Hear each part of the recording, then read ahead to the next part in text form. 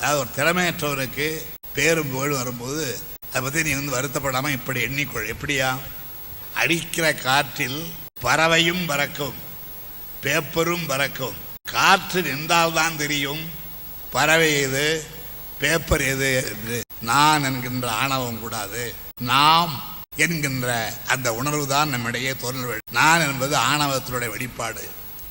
இதை நான் செய்தேன், நான் தான் செய்தேன், நான் இல்லாவிட்டால் யாரும் செய்திருக்க முடியாது என்று அந்த நான் வரக்கூடாது.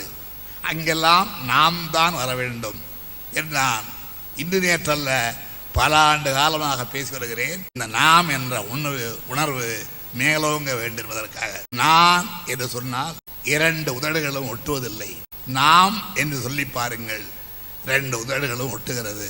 எனவே ஒட்டுறவுக்கு நாம்